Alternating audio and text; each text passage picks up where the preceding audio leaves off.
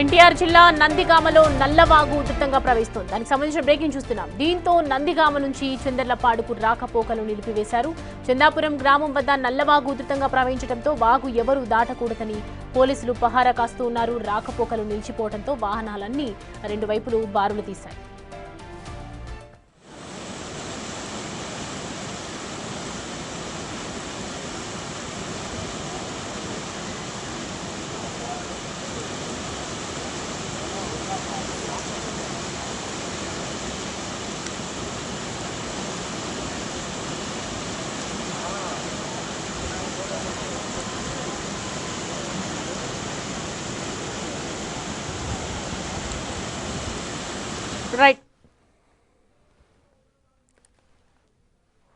Right NTR జిల్లా నందిగామలో చూస్తున్నాం. మన విజువల్స్ లో కనిపిస్తోంది నల్లవాగు ఉధృతంగా ప్రవహిస్తున్నటువంటి నేపథ్యం అక్కడ. దీంతో నందిగామ నుంచి ఒకవైపు చందర్లపాడుకు సంబంధించి ఇటు రాకపోకలు పూర్తిగా నిలిపివేయడం జరిగింది. చందాపురం గ్రామం వద్ద ఉన్నటువంటి నల్లవాగు ఉధృతంగా ప్రవహించడంతో ఏదైతే వర్షాలు కురుస్తున్నటువంటి ఎడతెరిపి లేకుండా వర్షాలు కురుస్తున్నటువంటి నేపథ్యంలో భారీ నుంచి అతి భారీ వర్షాలు కురుస్తాయని చెప్పి ఒకవైపు వాతావరణ శాఖ కూడా హెచ్చరిస్తూ ఉంది. మరో 2-3 రోజులు కూడా తప్పకుండా వర్షాలు కురిసే అవకాశాలు ఉన్నాయని చెప్తున్నారు. కానీ ఎవరు దాటకూడదు. ఆ వాగు మాత్రం నల్లవాగు ఏదైతే మనం చూస్తున్నామో పూర్తిగా బ్రిడ్జిని మించిపోయి వరద ప్రవహిస్తున్నటువంటి పరిస్థితులు అయితే కనిపిస్తున్నాయి. అంటే ఒక్కసారిగా వాగు ఎవరు దాటకూడదని చెప్తున్నారు. ఒకవైపు పోలీసులందరూ కూడా పహారా కాస్తున్నారు. ఎవరు బయటికి వెళ్ళకూడదని చెప్తూ ఉన్నారు.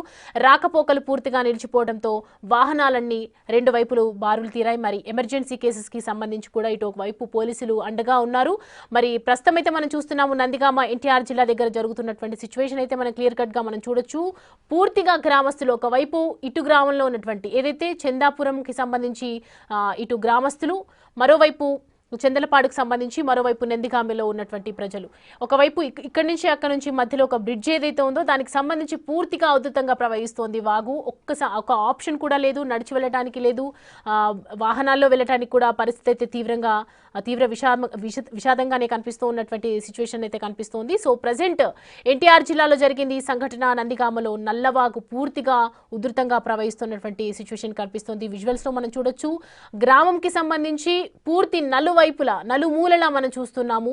నలుమూలల ఎక్కడికక్కడ వాటర్తో పూర్తిగా ఒక వాహనాలు నిలిచిపోవడం కావచ్చు, గ్రామం అంతా కూడా నీట మునిగిందని చెప్పొచ్చు.